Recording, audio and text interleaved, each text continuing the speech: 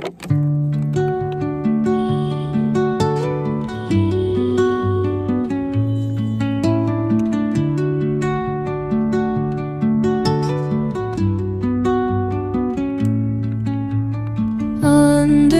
the boughs where the shadows play, the wind hums songs at the break of day. आज का दिन है Monday और तारीख है 10 अगस्त और आज से हम दोबारा ब्लॉगिंग स्टार्ट कर रहे हैं। Secrets untold, carrying tales only the आज बात करने वाले हैं बेसिकली हम ब्लॉग दोबारा से स्टार्ट कैसे करने वाले हैं। वो हम स्टार्ट नहीं करने वाले थे क्योंकि गाइडलाइंस के बारे में आपको पता है और मैंने ऑलरेडी इस पे वीडियो बनाई हुई है। इसके बाद मुझे लगा कि यार जो हम वीडियो बना रहे हैं वो भी तो इन्फॉर्मेटिव वीडियो ही है, मतलब किसी के लिए इन्फॉर्मेशन इकट्ठी करना, उसे बताना, वो भी तो इन्फॉर्मेटिव वीडियो है।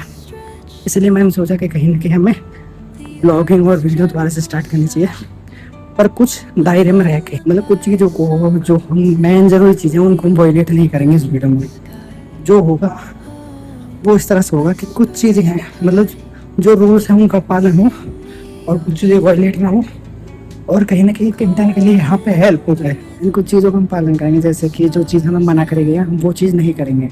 जैसे कि हमें कोर्ट के अंदर दिखाने को या कोर्ट के परिसर में या कोर्ट के बारे में बताने या क्लाइंट की इन्फॉर्मेशन को दिखाने, वो चीज़ मना करेंगे तो हम वो चीज़ नहीं करेंगे।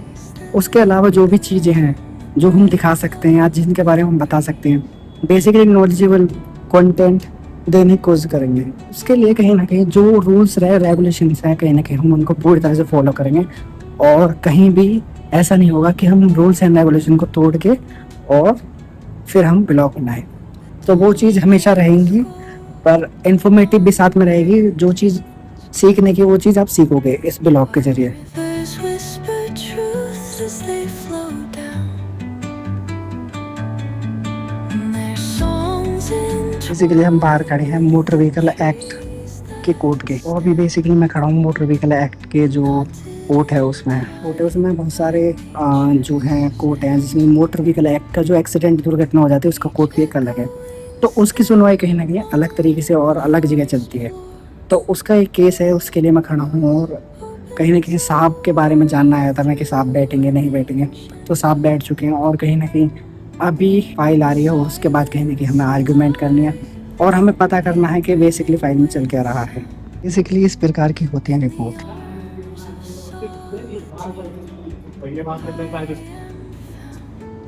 आप जानते हैं रिपोर्ट किस चीज़ की? बेसिकली रिपोर्ट है गाड़ी की, यानी गाड़ी जो है थाने में खड़ी है और उसको कहीं ना कहीं सामने वाले को खतरा है या उसको डर है, या आप ऐसे भी कह सकते हो वो बेसिकली गाड़ी को छुड़वाना चाहता है। इसलिए उसने आरोप लगाया है कि गाड़ी कहीं ना कहीं खड़ी खड़ी ख़राब ना हो जाए। तो इसलिए कहीं ना कहीं उसकी एक रिपोर्ट मंगाई कि गाड़ी की स्थिति कैसी है। तो उसकी ये रिपोर्ट है। अगर जो बात करूँ रिपोर्ट में क्या आया लिख के, तो रिपोर्ट में आया है कि भाई उन्होंने जो है तकनीकी जांच कर ली है और कहीं ना कहीं गाड़ी में कोई ऐसी समस्या नहीं है। थाना प्रभारी ने कहीं ना कहीं इस तरह से एक रिपोर्ट बना के बताई है, जिसके साथ कहीं ना कहीं एक मुआयना आता है, वो मुआयना दिया है। बेसिकली जो रिपोर्ट आई थी वो आधी आई थी कहीं ना कहीं, और जो मैंने अभी भी थोड़ी देर पहले आपको बताया था। इसलिए कहीं ना कहीं हमने उसको रिपोर्ट पर कहीं ना कहीं दोबारा से ऑर्डर कराया और ऑर्डर कराने के बाद कहीं ना कहीं उसको एपीओ को दिया और एपीओ ने उस पर ऑर्डर किए। एपीओ के ऑर्डर होने के बाद कहीं ना कहीं उसकी कॉपी करा के अब कहीं ना कहीं उसको पैरोकार को द्वारा इशू कराया है, जिसके बाद कहीं ना कहीं उस पर लिखा हुआ था कि तकनीकी रिपोर्ट आएगी, पर तकनीकी रिपोर्ट नहीं आई।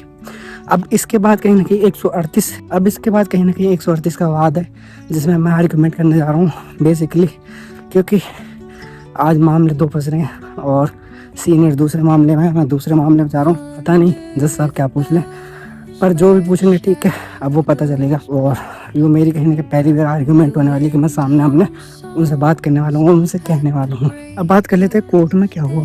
कोर्ट में एक्चुअली हमें करनी थी बहस, जिसके लिए हम गए थे। मामला था 153A का, यानी 138 सुना होगा आपने, जिसमें चेक बाउंस मामले होते हैं, तो उसमें जाना था। अब उसमें क्या हुआ कि भाई सबसे पहली बात उसमें बहुत ज़्यादा भीड़ थी। अब जब मैं भीड़ के अंदर गया तो मैंने सबसे पहले अपने क्लाइंट को ढूंढा। जब मैं भीड़ के अंदर गया तो सबसे पहले मैंने क्लाइंट को ढूंढने की कोशिश करी। क्लाइंट ढूंढने में मुझे लग गया समय, जिसके बाद हमारी फाइल का नंबर आ गया। अब जब मैं क्लाइंट को लेकर पहुंचा तो अपोजिट वकील ने कहीं ना कहीं समय मांग लिया था 2 बजे तक का।